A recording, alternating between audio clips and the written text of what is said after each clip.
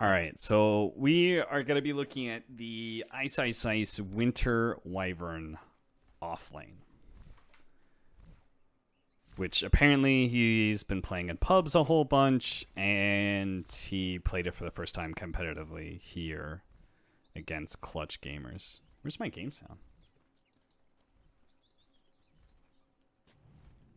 Or no, I have some game sound. What am I missing? Like, I guess music or something? We need a little bit of music.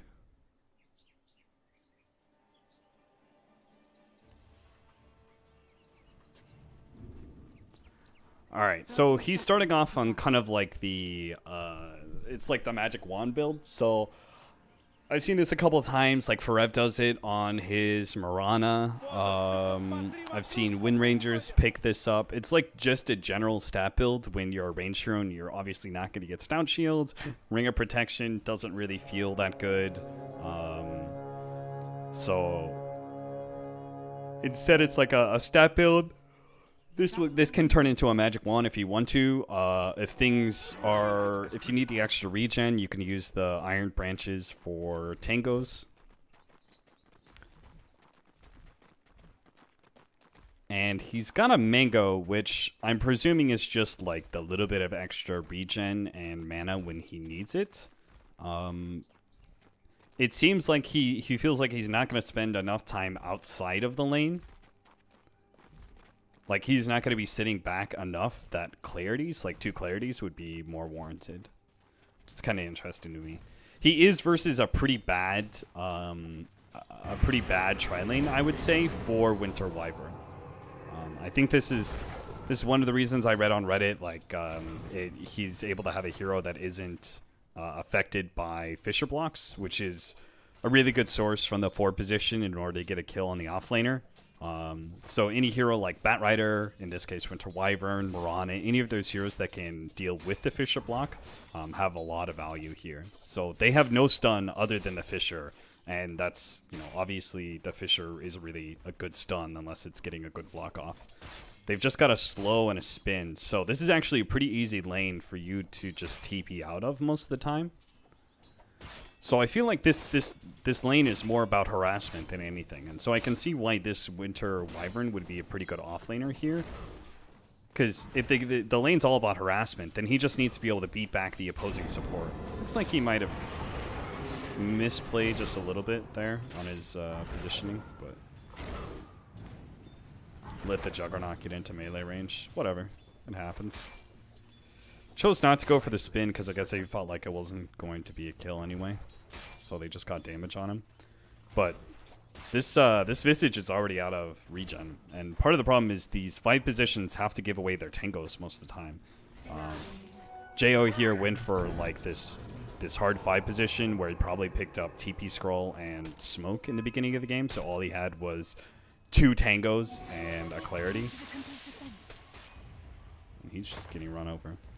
So with a good, like, 4 position roaming into this lane, they could actually fully win this, which is a pretty interesting idea. Enabling an harassment versus harassment, essentially, 1v2, enable that Winter Wyvern a little bit more, and he can actually just start taking over the game. He doesn't actually go for the 2nd level and Splinter Blast right away. Though I do expect him to have Splinter Blast maxed out, as it's a great farming tool for Winter Wyvern. And it looks like an easy way for you to be able to get some decent CS through the Arctic Burn and through the Splinter Blast long range. A little bit surprised he hasn't picked up a TP Scroll yet. Looks like he's going to be using... Oh, the Mango's going to go into the Soul Ring. Right.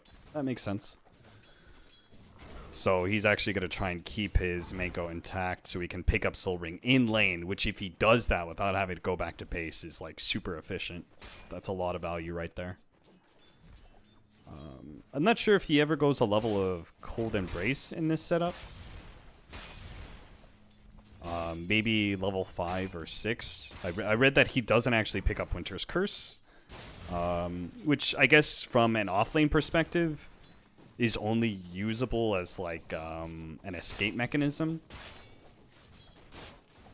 So I'm guessing, like, this is going to be... He's either going to max these two out and then go the Curse, or maybe one level of Cold Embrace just for the value heal. Especially once he has Soul Ring. I could see there's a lot of efficiency in popping Soul Ring and using that mana to Cold Embrace if he's low. But he's doing really well for himself. He's 16-4. He's pulled the lane back quite a bit. The fight position without Tangos just can't really match up to the Winter Wyvern's harassment, and now he's just taking over the lane. He's just kind of burned through their regen. He hasn't gotten a level of Healing Ward yet, which is kind of needed for the two of them. So once they get level 4, this will kind of reduce the threat that Winter Wyvern has on this laning phase right now. But imagine if this is any other 4 position, like a 4 position that had a little bit extra kill power, rather than Nyx Assassin, who just kind of comes in with a hard-to-hit stun. If you had like a Spirit Breaker or a Clockwork, any of those heroes, like they would absolutely demolish this dual lane. We haven't seen the Earthshaker once. So honestly, this Winter Wyvern offlane is being enabled like as much as it possibly could be. No stuns, no real kill power against the Winter Wyvern. There is no third hero in lane. The 5 position doesn't have very good harassment opportunities against Wyvern. Stuff like that.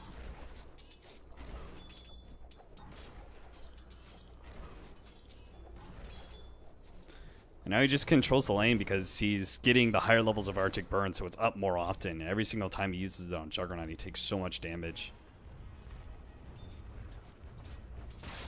that he can't really challenge Winter Wyverns for CS.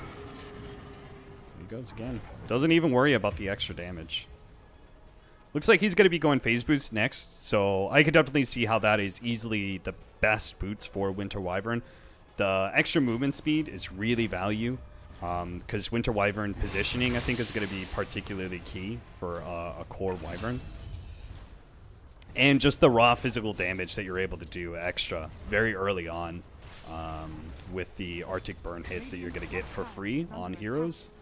It's going to mean a lot, right? Plus 24 damage, you think that like maybe he's getting 3 or 4 hits every Arctic Burn. That translates to a lot of extra damage. Attack speed doesn't really change a whole lot, right? Like, Arctic Burn doesn't do more if you hit him more. You only have to hit him once to be able to get that percentage-based damage. And in this situation, I think Phase Boots are easily the best, like, lane-dominating boots, and this is obviously what Winter Wyvern's trying to go for here. IceIceIce is trying to win his lane, this 1v1 against the Juggernaut. So they're going to back up for a 6.5-minute shrine. If you're not using your shrine right away at 5 minutes as an offlaner, it means your lane went very well. And he hasn't had to use it until almost the 7-minute mark. That says a lot about how well IceIceIce is doing in this offlane position. He left his lane. Looks like they got a really good aggressive ward that would see TP rotations onto the tower. So he should know that there's at least one support back in the lane. He actually knows they're all 3 here. Yeah, just look at that damage. Forces out a spin. If you force spin out of Juggernaut, and that's another one of the things I guess we didn't talk about. If you can ever force a spin defensively, it's a huge win as the offlaner against Juggernaut, because it's the biggest threat on the board in the laning phase. It's the biggest like kill power that they have, is being able to get on top of you and spin. So if you're able to force them to use it defensively, you've got a long cooldown that you can freely kind of play into the enemy team. And then there are also mana issues that come into a Juggernaut that uses his spin too much.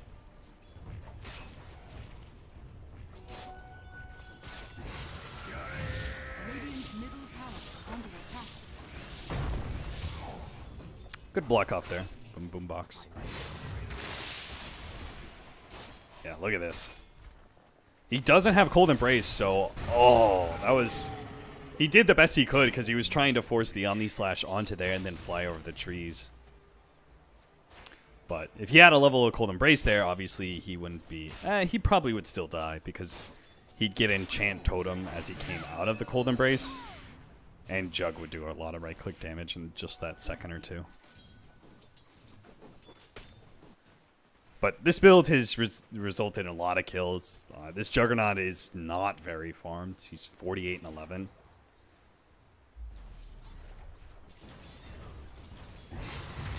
He is almost equal CS to the Juggernaut at this point. It's just incredible.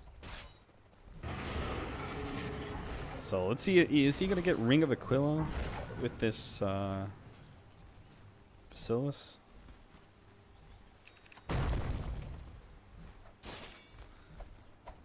So he's now got Curse. He probably feels pretty comfortable with his kill opportunity, like right here with the spin coming down. He's going to use this nuke and just finish him off. In other situations, I would wonder, I don't think there's anything specific about Winter's Curse being picked up at level 8. I think he just looks back at that last situation where he died and says, okay, it's probably time for me to get my ultimate now. Like, I have so much kill opportunity with maxed out Splinter Blast.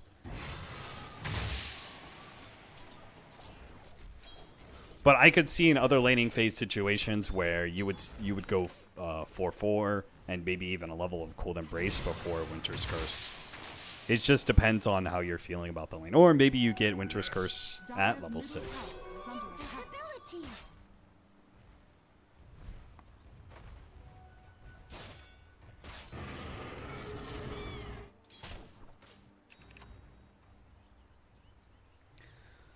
So Hanamitis is up next.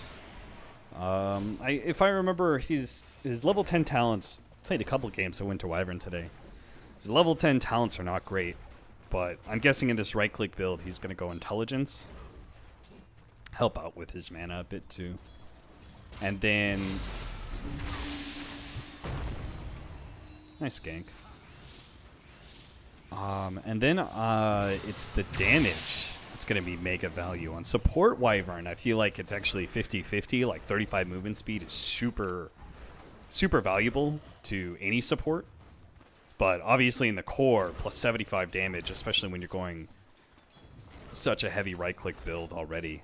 It's a gigantic upgrade. So I could see a little bit more into why this Hanamitis is value. You're a great farming hero, so Hanamitis does... It feels like it's a little bit unnecessary because Splinter Blast is so good at being able to clear through creep waves, but if it speeds up your experience to level 15, and you probably need a lot of farm to make Wyvern a useful core anyway. And then there's just extra value in the attack speeds, so...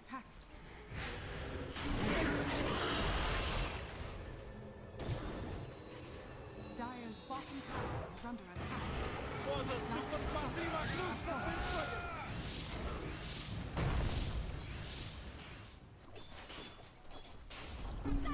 Dire's bottom tower has fallen. I'll take that as tribute. I have to wonder though if like he had a very favorable lane. I would say probably one of the most favorable laning phases that you'll ever see for an offlaner. Particularly in pubs, because I feel like offlaners a little bit more pressed in pubs than they are in pro games, because 4 positions are more likely to sit in lane in pubs, while 4 position in pro games are more likely to rotate out and have an impact on mid.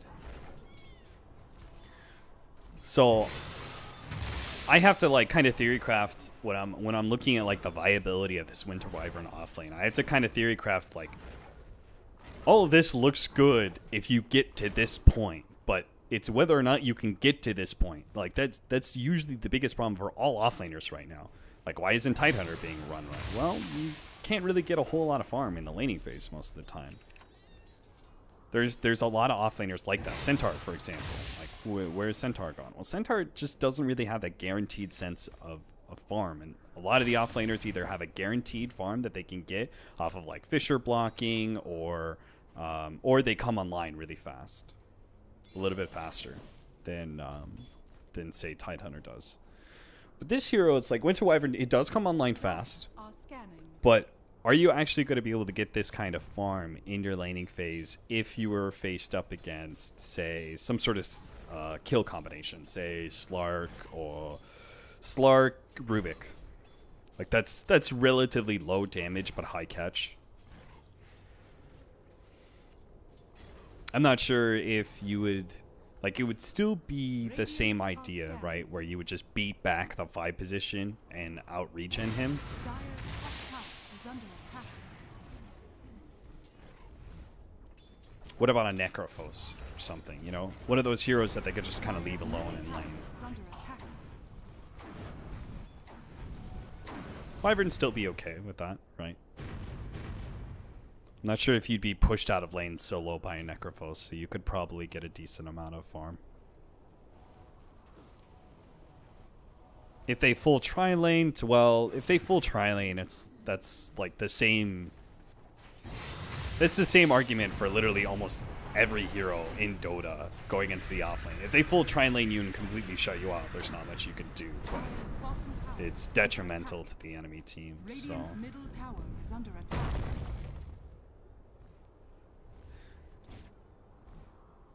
I'd be interested to see if in a different kind of game, I know he's going to go for a pretty heavy right-click build, Tandemitis, think Force Staff, Hurricane Pike, Mjolnir, and then Aghanim Scepter after that. But I'm wondering if in like a different style of game where initiation was a bigger priority, if Blink Dagger would be a consideration for a Wyvern. Just because how important the ultimate is for setting up team fights.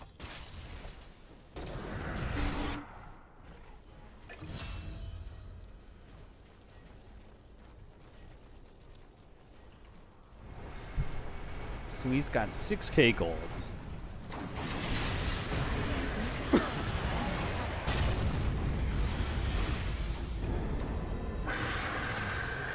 Dire's bottom tower is under attack. Oh, Fortified. Radiant's he didn't quite finish him off. attack. Radiant's middle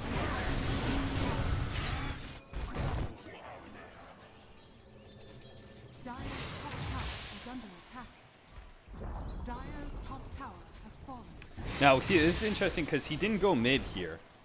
He actually went to the bottom lane, which is more like, I will put in the mind focus of like he's putting more attention to his own farm rather than like making sure his towers don't take damage. So I would say like Winter Wyvern support puts higher priority in being able to protect towers and clear through like hard to get creep waves. So he shoves out creep waves really well, and he also defends towers exceptionally well.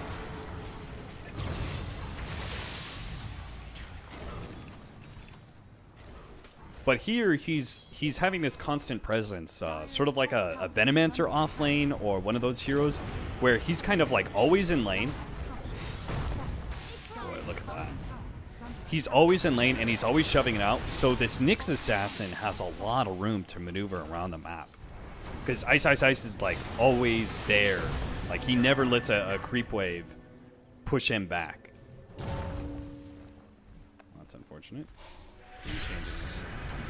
Oh, he didn't go Force Staff first.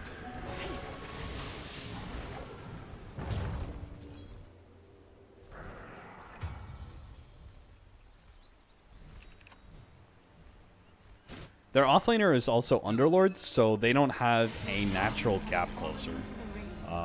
They pretty much have no natural gap closers in the first 20 minutes of the game. Support Earthshaker isn't going to have Blink Dagger reliably before 18 minutes, and Juggernaut is going to get... Juggernaut and TA will get Blink Daggers later on to the game, but right now...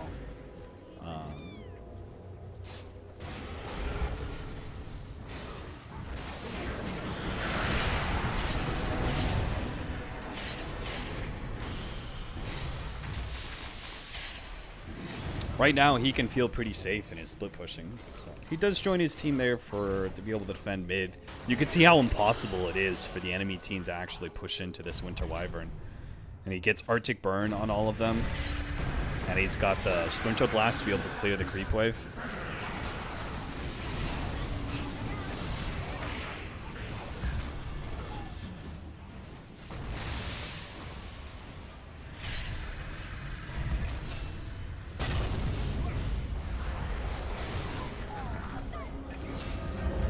See there how quickly, even as a core, this Winter Wyvern falls over the moment somebody gets on top of her with a disable.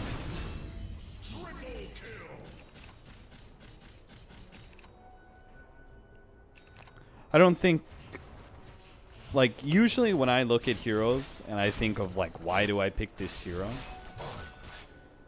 My item build, I like to emphasize the strengths of the heroes rather than cover up weaknesses.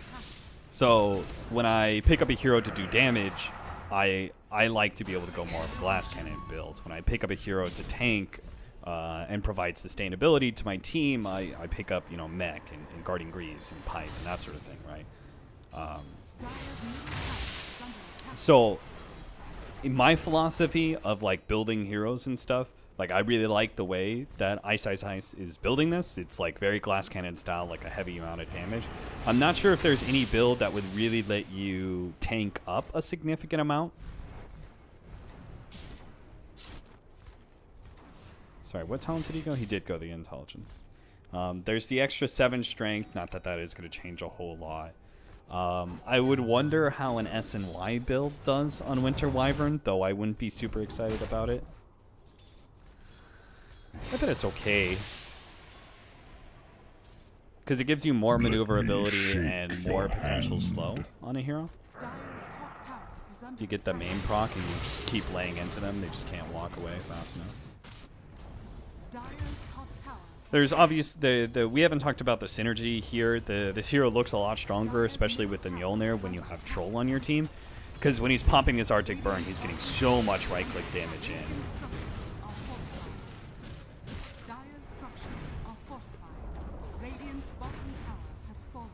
We'll actually go back and look at the draft and see how they set up this Winter Wyvern pickup. Because many teams at TI, especially the beginning of TI, if they had done something like this, they would have picked up the Winter Wyvern relatively early because of the fact that it allows you to have this deceptive draft where the enemy team just assumes you have a Winter Wyvern support and then all of a sudden you can change things. But for me, the way I see this game, this was such a dream in a way. Wyvern offlane pickup. Like, I also would have been happy with Mirana offlane. I would have been happy with Venomancer. Because there's just not enough lockdown and kill power on clutch gamers. And there are so many heroes that Winter Wyvern looks good here against. Cool escape. I mean, we keep seeing how he's using his ultimate with the familiars in range, and the familiars just lay into a hero. He's got Cold Embrace versus Templar Assassin, which is great for being able to save allies. We already talked about how the laning phase interactions and how there is no like hard disable kill combination that he has to worry about.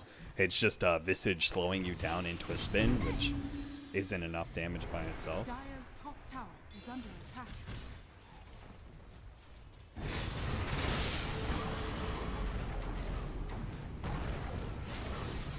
And now he's sieging tower.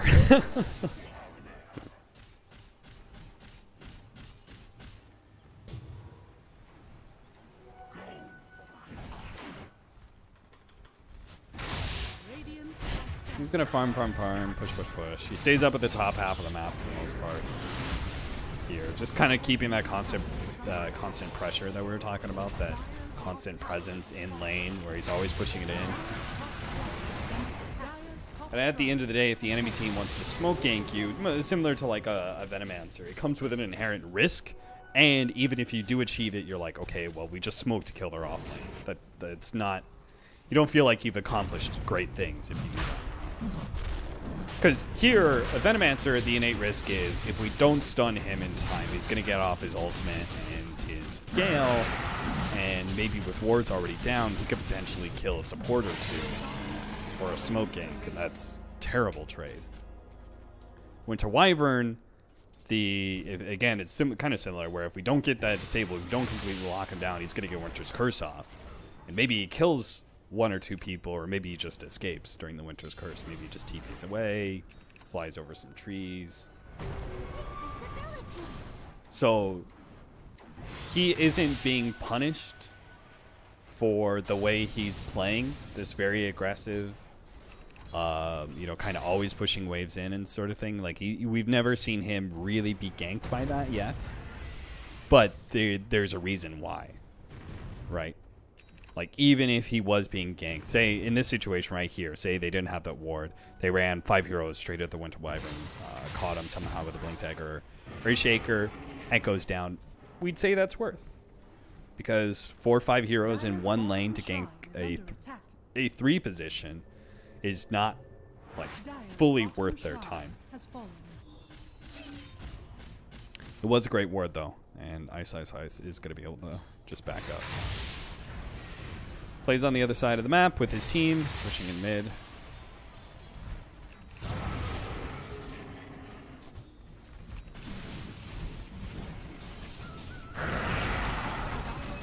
Nice smoke rotation.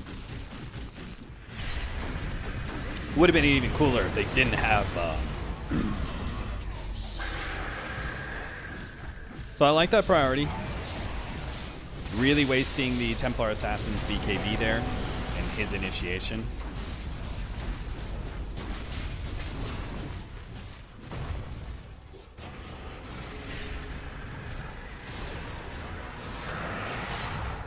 We could see that when the fight lasts a little bit, Winter Wyvern starts beginning to look pretty meh if he doesn't have Splinter Blast opportunities, because then he's just right-clicking and his range isn't great.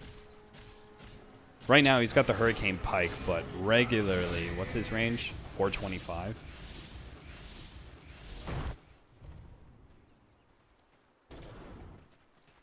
So 425 is like, it's like a Luna, you know, where you just have to get so close to the enemy you really don't feel like you're much of a ranged hero.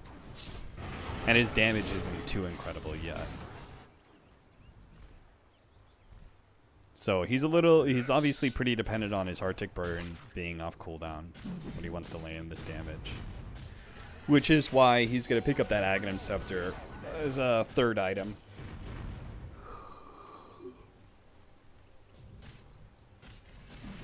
And obviously not just for damage, but the range aspect. It's going to be pretty cool.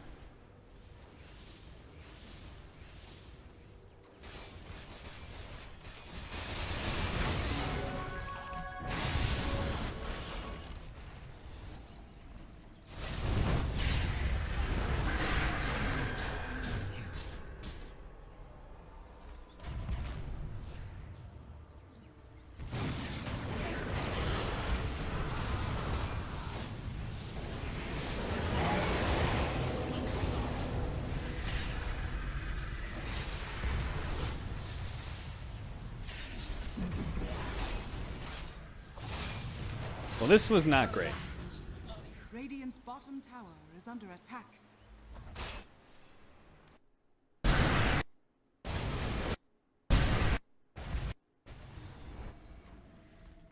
Looks like they got the Earthshaker Echo Slam on the puck.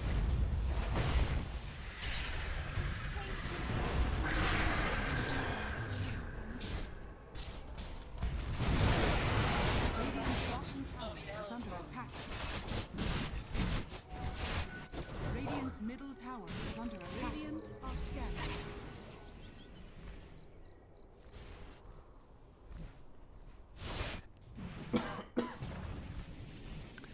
One of the other potential downsides that we haven't seen from this Winter Wyvern is that we're not seeing any bad Winter's Curses. And obviously, when you start going into professional play, you're less likely to get into any problems when it comes to Winter's Curse because you're communicating and stuff constantly, but there are still some problems that can occur.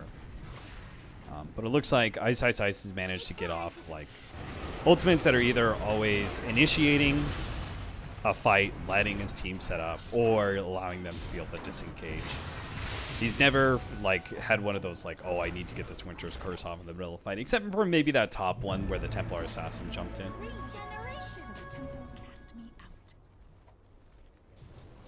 But I would argue that's like a relatively risk-free Winter's Curse. Throwing a Winter's Curse on a Templar Assassin who's Blink BKB'd in. Just kind of like resets the fight for you.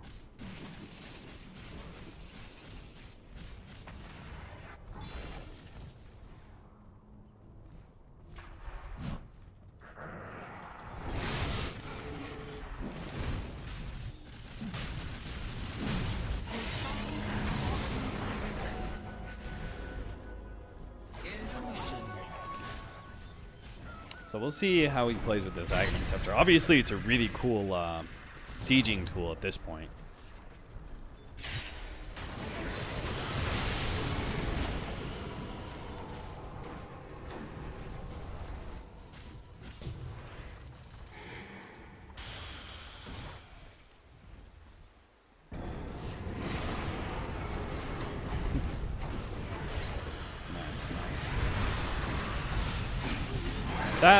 Okay. When you're in this situation, you should not be looking to initiate. It looks like it's still going to work out for them because they do manage to get the Juggernaut kill before the end of it. Doesn't actually pull them out. But, like, they were pretty happy with this. He ran out of mana pretty quickly, though. So his next item is going to be going for the Orchid burn thing. What the fuck is that item called? I haven't been casting in a while, so. Bloodthorn. Bloodthorn next. Big damage upgrade, and it would really solve his mana issues that you're seeing after this Aghanim Scepter. I think the active is... The active, I think, is almost secondary to everything else. All the stat parts of this item. Because I'm just not sure how often he's really going to be close enough to heroes to actually put the burn on them.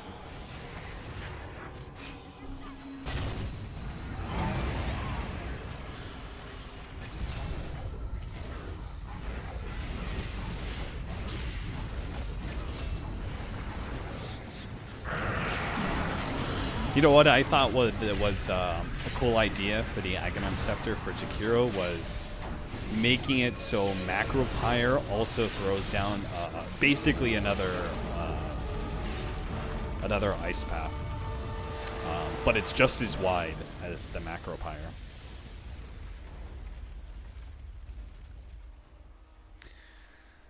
All right, so that was pretty cool. IceIceIce, Offlane, Winter Wyvern. Overall, I would say like my assessment of it would be that it's pretty situational. And the game that we saw from it, he managed to get some really fortuitous like laning phase set up, and basically he had a full laning phase to himself. But it probably doesn't outdo Venomancer's impact on the harassment war against the 5 position. But it certainly outdoes, say, like a Mirana or a Wind Ranger. I think those heroes actually would not be able to combat the hard 5 position as well as this Winter Wyvern did from a Q. And they also get a lot, well, not necessarily really safe farm, but we saw this Winter Wyvern was able to oftentimes get like Arctic Burn and Splinter Blast CS from really far back. I think it's probably very situational. I don't know if it'll really become a thing. Felt like it was mostly just because the enemy team did not have really... They didn't have strong initiators, and they didn't have any like real gap closers from their cores either. There was no easy escape for a lot of these heroes once they were hit by an Arctic Burn. They had to slowly run away and get right-clicked the whole entire time.